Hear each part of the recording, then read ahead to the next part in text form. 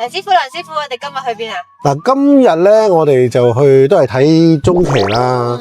咁今次咧我哋就去睇一啲村屋啊，或者叫獨立屋啦。其實呢個都比較多嘅，譬如好似錦繡花園啊，有啲丁屋嘅村屋啊，唔係咁常做咯，因為首先佢個量唔係咁多先啦。咁但係最重要咧，我問下你啦。村屋你覺得有啲咩會影響到價錢咧？你知咩人入去嗰個位，啲嘢搬去，啲師傅揾唔揾到嗰個村屋嗰個 number？ 嗱，呢一個都係比較重要嘅。其實揾一間村屋嘅 number 咧都唔係咁容易嘅。咁當然啦，如果喺嗰度住梗係容易啦。咁但係唔喺嗰度住嘅時候，揾啲 number 咧係的而且確有啲難度，因為算唔算偏遠地區啊？如果係咁，呢個就要睇下你點講啦。因為點解村屋咧，其實最容易咧就係收呢個叫做推路費同埋上樓梯費，呢兩個咧就基本上就好多時間都走唔甩㗎。因為點解咧？通常個停車場咧離間屋咧就比較一啲距離嘅。咁有車停到喺門口梗係最好啦。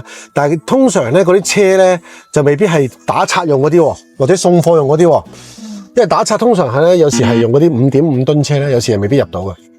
咁啊，但係客貨車通常入到㗎啦，係啦。同埋係咪要工人搬家私上去嘅時候，嗰啲收費會再貴啲？因為樓梯通常村屋3層都係樓梯。村屋咧呢個有個一陣間要講多少少嘅，就係咧點解家私要特別留意咧？因為唔單止係上樓啊，一陣間話俾你聽，大家仲要留意啲乜嘢？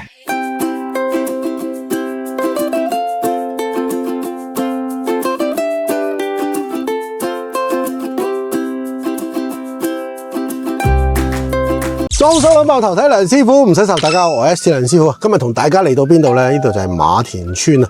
咁咧，我哋都兜咗差唔多好幾個1分鐘噶啦，係啦。咁我哋而家到咗啦，就落車啦。Let's go。好啦，嗱，我哋頭先咧落咗車都行咗差唔多成10分鐘到啦。因為其實住喺度應該唔使，可能係3分鐘到。但係唔係住喺度嘅咧，就比較難揾少少。因為左揾右揾咧就難揾少少。頭先話咧，村屋其實最主要係睇個路程啦，停車路程同埋架車到唔到啦。譬如好似呢一個位置又比較好少少嘅，因為佢條路咧就夠闊。咁但係嗰啲送家私嗰啲人未必知道你喺呢一個位度落或者係咩？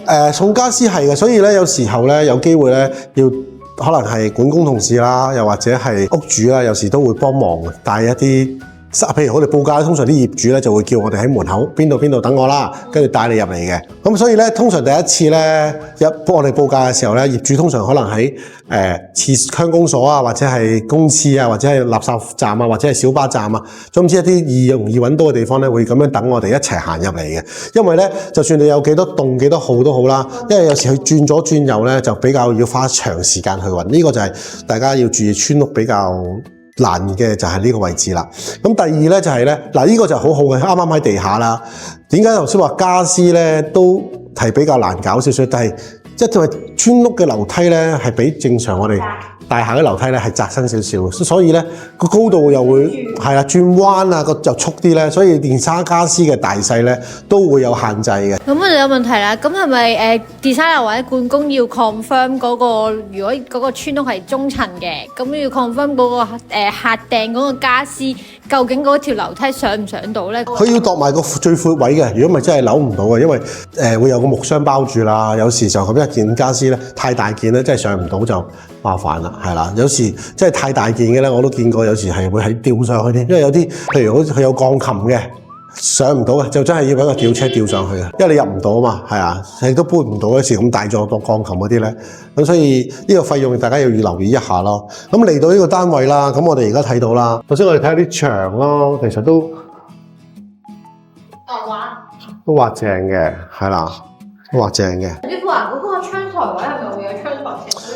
但係呢個位係啦，我哋再講啦。好多時候咧，呢啲位咧通常係會做窗台石啦，又或者係做油漆嘅。嗱，而家做咗油漆冇做咧，即係等件石到咯，係啦，做翻件石到擺上去咯。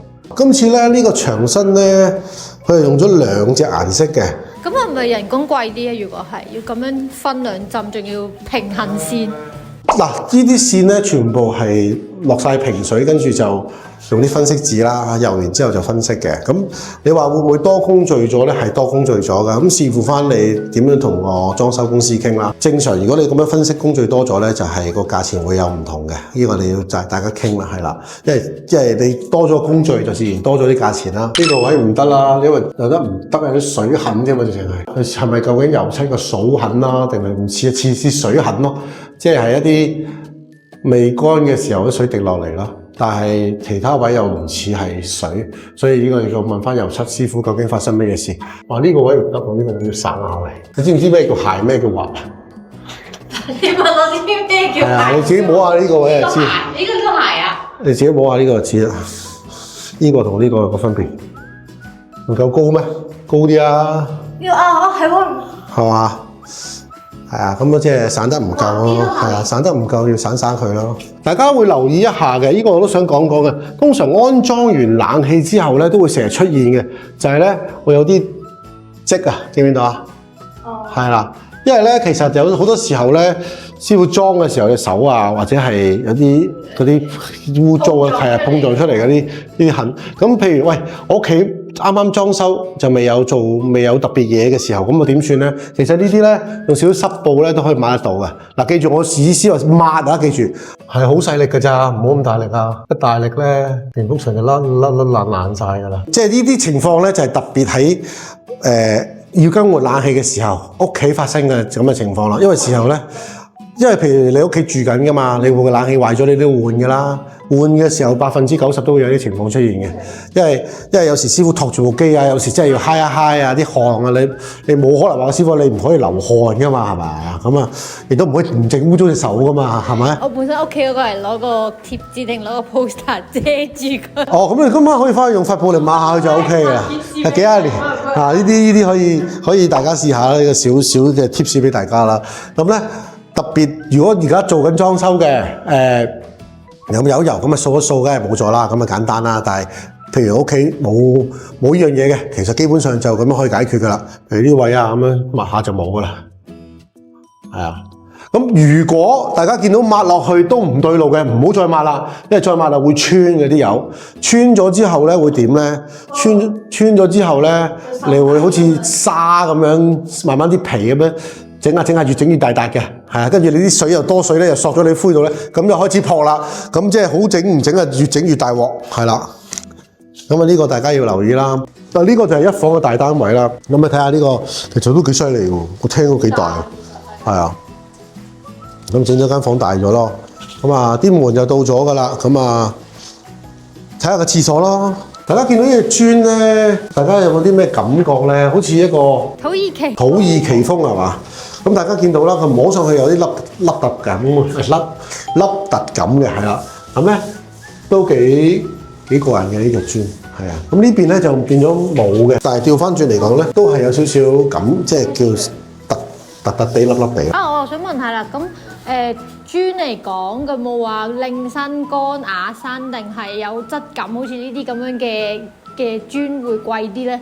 嗱，價錢方面咧，就乾身瓦身都唔係控制於個價錢影響到嘅，係究竟佢嘅物料啦，嚟嘅時候嘅物料係用咩整啦，跟住之後嗰個出產地啦，或者係工序啊，或者係諸如此類各個佢影響嘅因素啊，一塊磚大細啊，或者係佢嘅設計啊，諸如此類，其實都會影響到唔同價錢嘅。點解咁講咧？譬如呢隻磚。喂，市場係要賣咁大塊先靚嘅喎，咁你知細塊嘅話，反而唔好睇啊，或者唔好賣嘅話，咁呢一個咧就會影響咗佢嘅價格㗎啦。因為其實呢個就好明顯啦。喂，個市場係中意大嘅，咁細我冇用㗎啦嘛，咁我即係多個損耗咯，咁肯定打埋落去啦，咁所以就會貴啲咯。我想問下咧，磚上面咧點解有一層薄薄嘅長方形？好似係咪都係同一款磚，佢再鋪上去咁樣嘅？嗱，呢度咧就係收口嚟嘅，咁咧。